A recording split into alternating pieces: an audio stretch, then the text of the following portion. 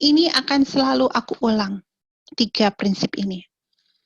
Seeing the general in particular di dalam mata kuliah ini, lebih kepada kami mau mengajak kalian melihat atau mengidentifikasi pola sosial yang umum pada perilaku individu yang khusus. Kemudian pola sosial di organisasi ya, pada perilaku individu yang khusus.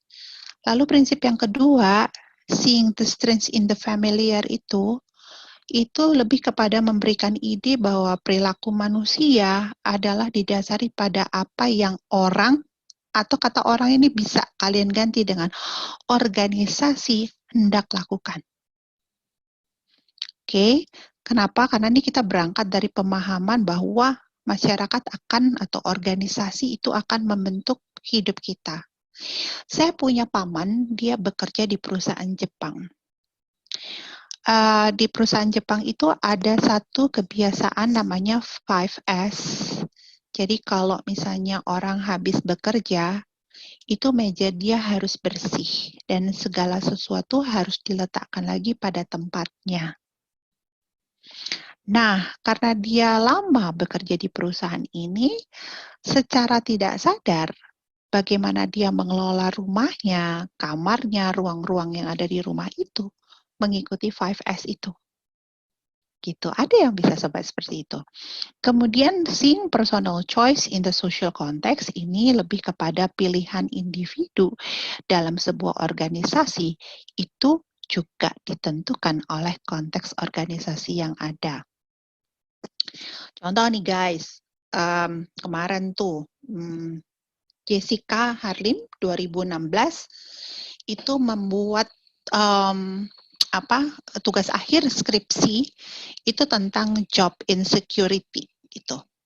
Terus Mbak Nat punya kesempatan untuk wawancara bertiga sama salah satu informan.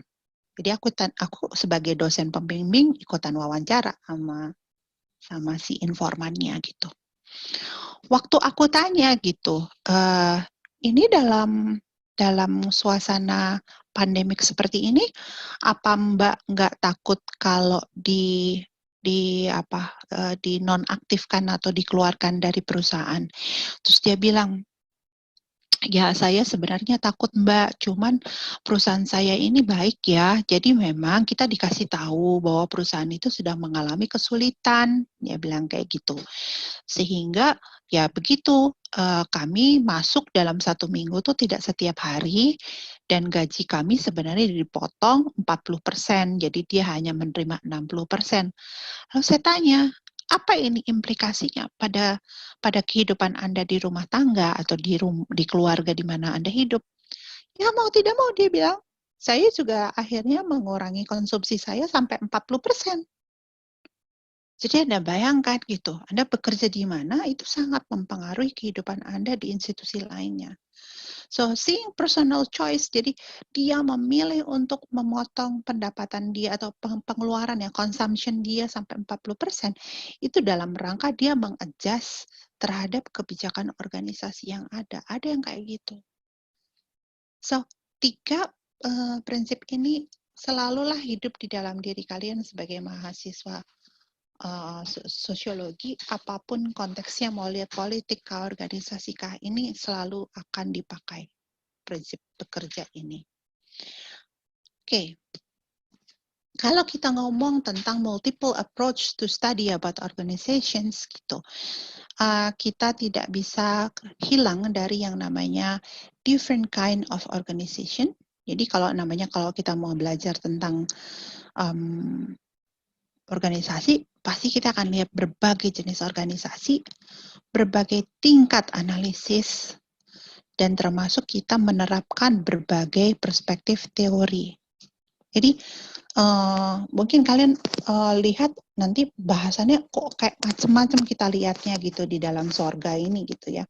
Tapi ya itu, kalau kita mau studi tentang organisasi, 3 hal ini akan kita gunakan pendekatannya. Nah, munculnya studi organisasi ini sejak adanya industrialisasi dan birokratisasi. Kenapa?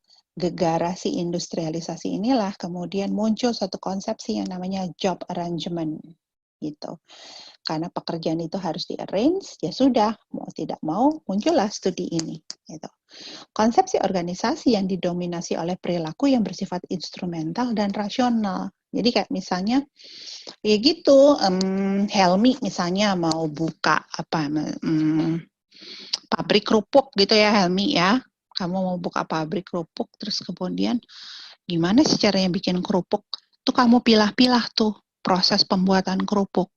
Nah, berdasarkan stages-stages itu setiap tahapan itu ada yang bagian ngaduk adonannya, ada yang bagian kemudian membuat adonannya itu seperti bentuk kerupuk yang kita suka makan itu, ada yang bagian kemudian menggoreng, kemudian habis itu mempaketnya ya di packing, dan ada yang bagian kemudian mengirimkan.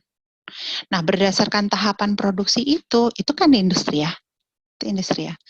Nah, itu kamu kemudian secara rasionalitas mikir, siapa ya, Helmi pilih, siapa ya yang ditaruh di bagian ngulenin adonan kayak Milga cocok nih gitu. Milga taruh situ dengan kriteria atau kompetensi tertentu misalnya seperti itu. Ya sederhana aja kita ngomong tentang pabrik kerupuk. Kamu bayangkan bagaimana logika ini kemudian dipakai pada perusahaan-perusahaan besar seperti Unilever gitu ya. Atau misalnya Telkomsel gitu. Nah, ini tentu ada pola job arrangement, ya berangkatnya dari situ. Dan studi sosiologi itu melihat penyingkapan pola kerjasama yang tidak resmi justru. Kalau kita lihat hanya yang formal saja, itu mah udah wilayahnya teman-teman di administrasi publik dan administrasi niaga atau FE manajemen. Kita nggak mau ke sana saja. Jadi itu hanya di bagian permukaan, tapi sosiologi lebih dalam dari itu. Kenapa? Karena kita mau melihat hal-hal yang lebih informal dan justru itu lebih mempengaruhi share norma, konflik antar super dan subordinat. Ini ada statement yang sangat jelas ini yang kamu bisa dilihat di bukunya Wharton tentang Sociology of Organization. Kita nggak bisa pilih ya, kita nggak bisa memilih ya. Misalnya Mbak Nat minta Milga, Mbak Nat ada uang kira-kira 15 juta gitu. Milga, tolong Mbak Nat buatkan spaghetti. Siang-siang udah pada makan kan? Jadi nggak apa-apa ya aku ngebahas tentang makanan. So, tolong buatin spaghetti.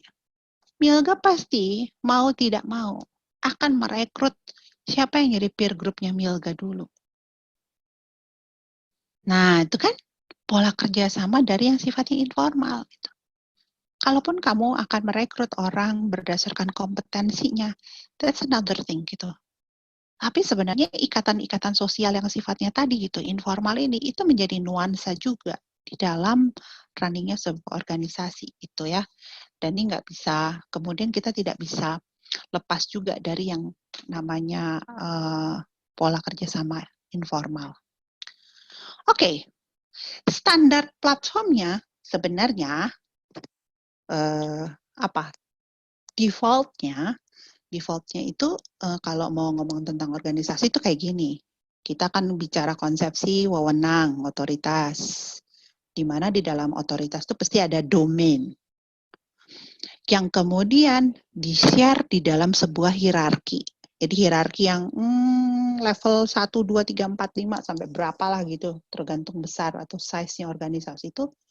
Wewenang yang dikasih itu kan beda-beda. Itu makin menguatkan si domain organisasi ini sendiri. Karena ada hierarki, elemen satu dengan elemen lainnya itu saling berkoordinasi dan berintegrasi. Dan karena ada bentuk koordinasi, maka dia ada collective action. Wewenang ini sendiri kemudian menghasilkan relasi yang sifatnya asimetris antara satu elemen dengan elemen lainnya yang didukung oleh struktur yang sifatnya monosentrik. Ini standar platformnya kalau ngelihat organisasi kayak gini. Kalau mau lihat, coba deh kamu analisa perusahaan itu pakai pikiran gini aja gitu. Oke, ini adalah pure modelnya. Ini adalah model murninya yang tadi Mbak Nat bilang. Cuma pakai rasionalitas aja. Tetapi sejalan dengan waktu, ini bergeser nih, standar platform ini, pure model ini tuh geser. Tidak ada organisasi yang bisa mempertahankan pure model. Kenapa? Karena selalu ada deviasi. Sebenarnya kalau menganalisa organisasi mah pakai pikiran yang ini mah cukup gitu. Gak perlu ada sosiologi organisasi itu mah. Tetapi begitu kita lihat gitu, pada penerapannya dari pure model ini, itu nggak se-pure itu. Gitu. Ya. Nah, deviasinya itu tergantung apa? Tadi, organisasi itu bakal menjadi statistical structure probabilistic. Ada banyak faktor yang mempengaruhi kenapa organisasi itu tidak bisa menjalankan pure modelnya ini, standar platformnya ini. Kompleksitas itu juga menjadi pengaruh, kompleksitas baik environment maupun kompleksitas dari organisasinya itu sendiri.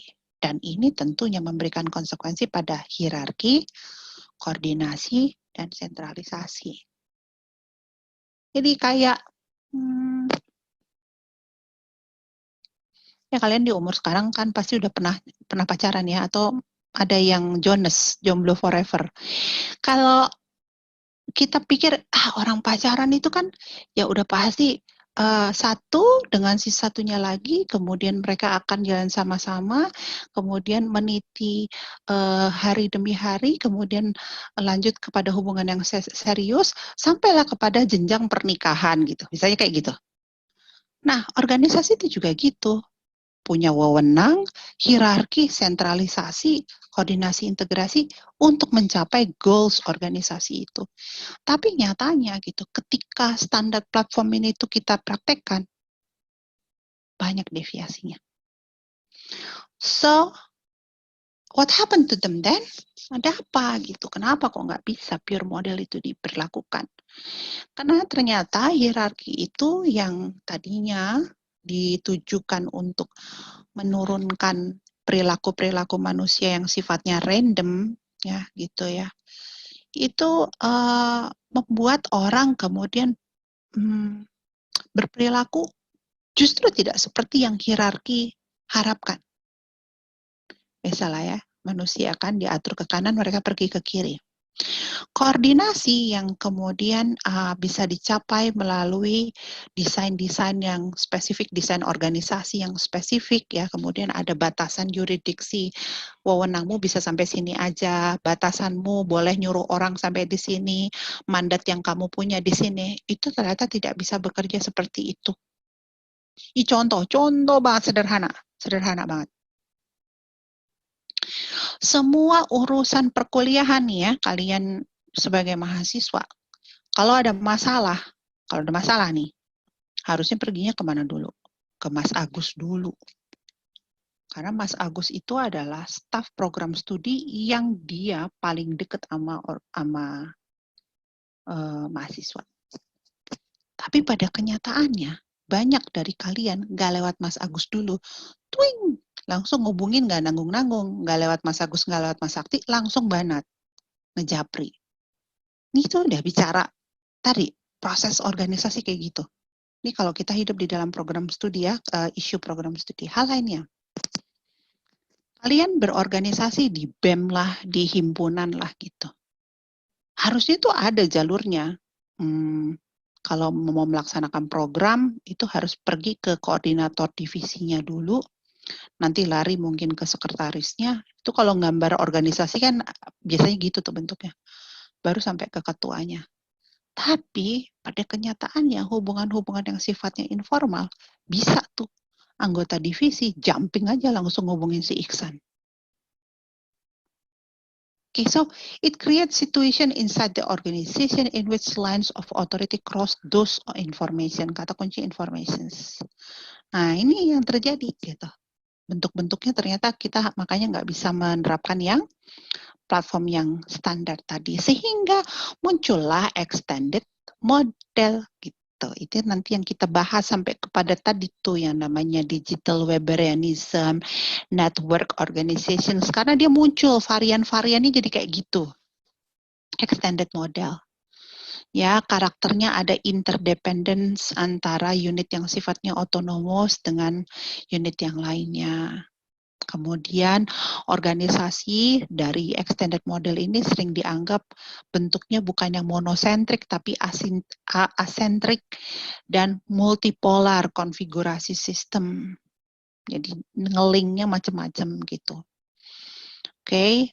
Dan basisnya tadi adalah yang Mbak bold, cooperation and differentiations.